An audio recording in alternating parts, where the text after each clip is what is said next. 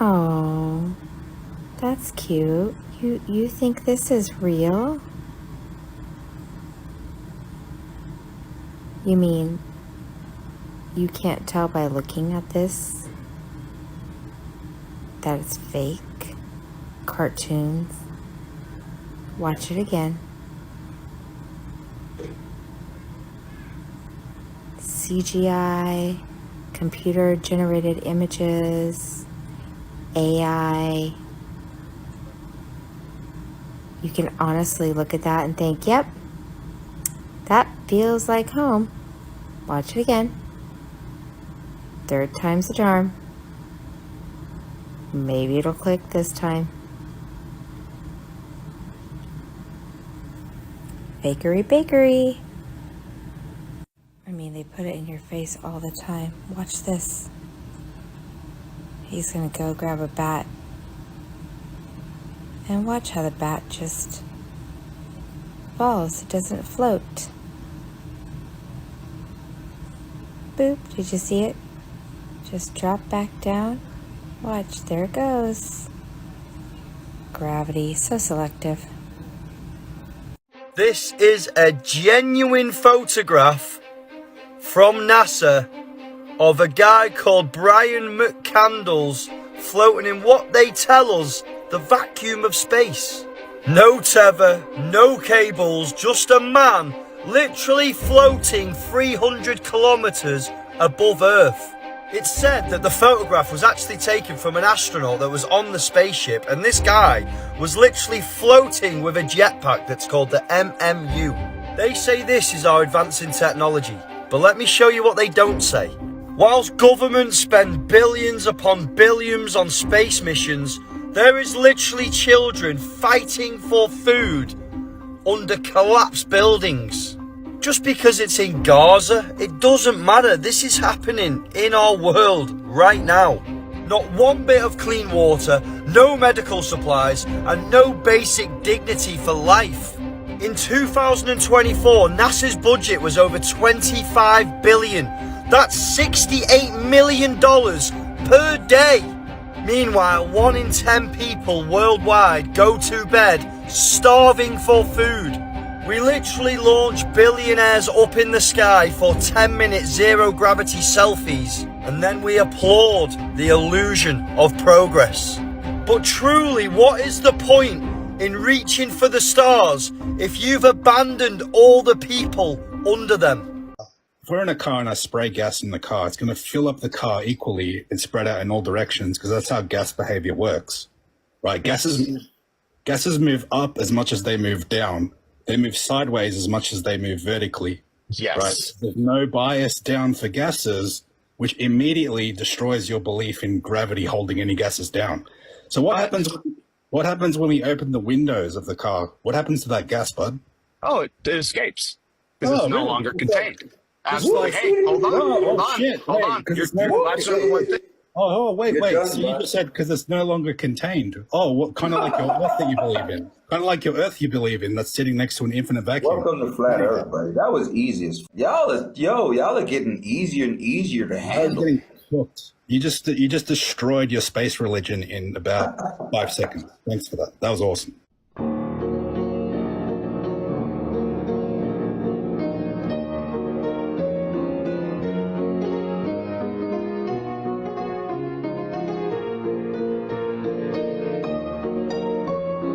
Is the Earth round? I would say no. What shape is it? I just believe that we live on a flat plane. So everyone in the country just believed that they were watching the moon landing live on TV in the 60s, even though live streaming technology didn't even exist yet. Got it. Is the sky made of hexagons? The Hunger Games seems to think so. The Marvel Cinematic Universe too. And Chicken Little and the Vegas Dome. the Vatican Museum ceiling, Harpa Music Hall in Iceland. Even my camera seems to think that the sky is made of hexagons. It definitely seems like it's true, but we always need to test things against scripture. Haven is the best Bible app to do this. You can type in any theory, no matter how off the wall. Haven pulls up verses from Ezekiel and Exodus that say the firmament or the expanse resembles the color of beryl. Here's all the different kinds of beryl. Here's the structure of beryl. It forms a hexagonal lattice. So of course, as soon as I see hexagonal lattice, that's the next thing I'm asking about. Judges says the mother of Sisera looked out at a window and cried through the lattice. Proverbs, for at the window of my house I looked through my lattice. Song of Solomon says, behold, he standeth behind our wall, he looketh forth at the windows, showing himself through the lattice. You're not ready for this curveball. So the book of Enoch says that the crystal of the firmament tessellates. So now I have to wonder if we're in a magnetic tessellating beehive of beryl. All of a sudden, the ever so mystifying Schumann resonance, or the Earth's hum, makes a lot more sense. Could this be where the lines on constellations are coming from? Its energies seeping through the little cracks while they tessellate?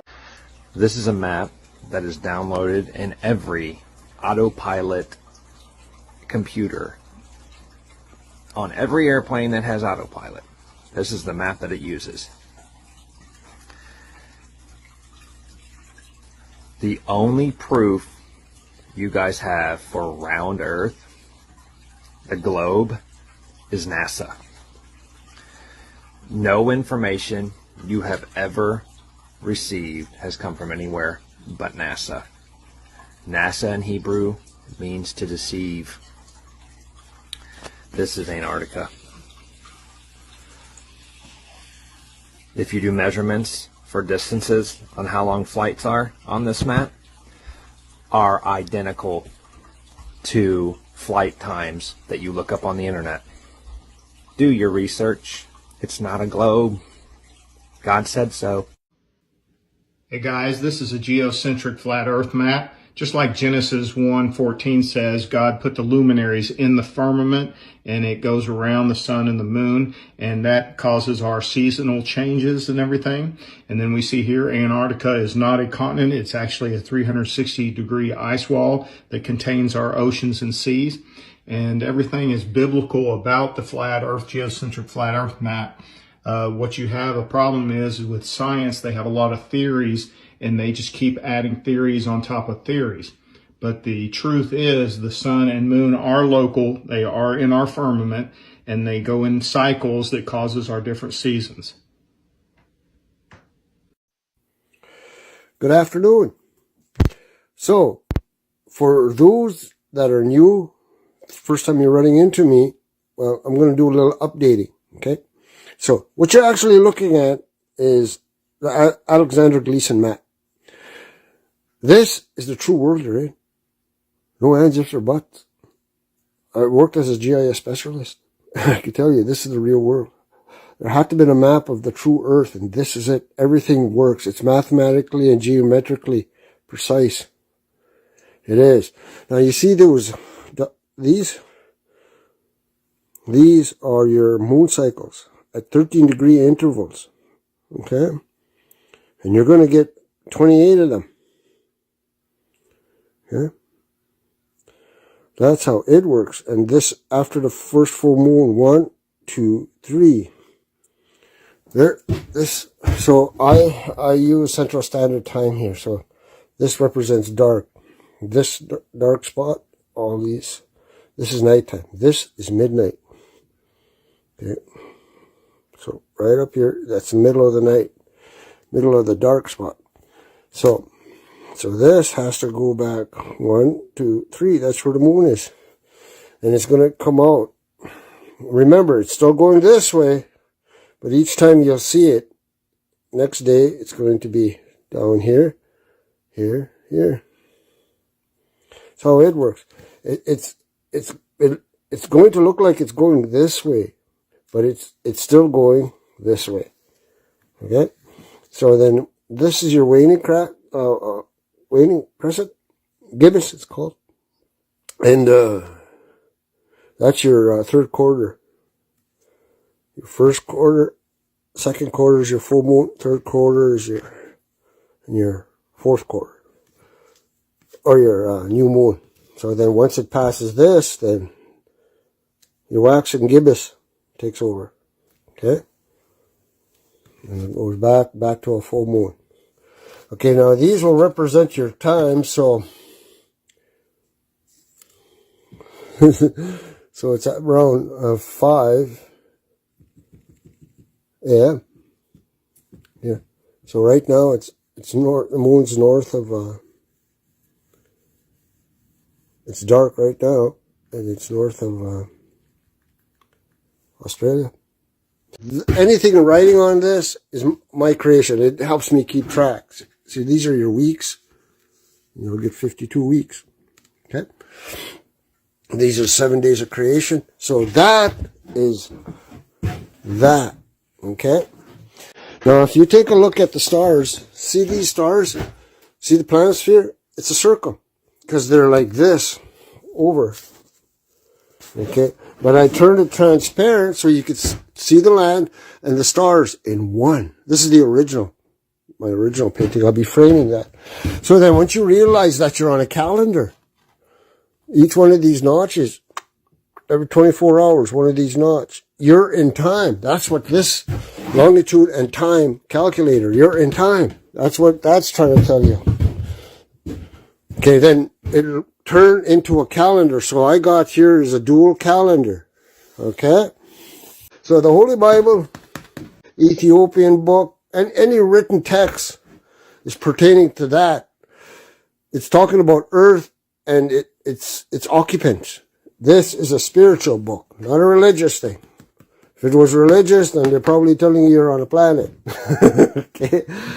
And that, when it talks about the firmament, it's talking about a dome, and all the stars, moon, and whatnot are embedded into it. Like the Bible says, when it talks about a firmament, it's talking about a dome on a massive, massive level plane. Okay? That's what you're on. Okay, I'll leave it here, and I'll let you guys ponder on this one. There's something in the center of the Earth that's magnetic. That's why compasses work on a flat Earth. They only work on a level plane because they're drawn to the center. Something is magnetic in the center. That's how they work. It's the Alexander Gleason map of 1892. And come over here to 1569. This is the Mercator. This is a projection. This is a blown-up projection of the North Pole. Back then, they knew that there was a black magnetic rock sitting right in the center of the North Pole. They called it Rupus Nigra. These maps were not fictional. They didn't make this stuff up. They worked really hard on documenting this stuff. This is the Urbano Montes map, 1587. It's the same time, 1569, 1587. They worked hard on this stuff. This is the earliest accepted map of the world. Come over here, 1892, Gleason, everything's frozen. We can't see anything. We can't see the 4 rivers that go to the center. Same thing here, he's got the 4 rivers, right? And then how do you get a north center and a south exterior? Like if the Earth was a ring magnet, let's say, let's follow those lines. Let's see what it looks like if it was a ring magnet. There you go. What would that look like? Look what it does. That's ferrofluid on a ring magnet. Look at the center. Look at Rupus Nigra right in the middle of that. Look at the shape that this makes, and look at the shape of the land masses on these maps.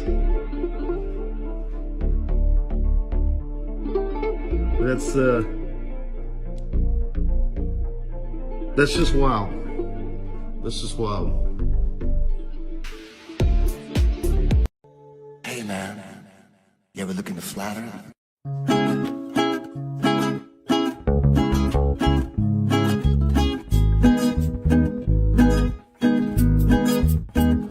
Flat horizon everywhere. No one seems to notice.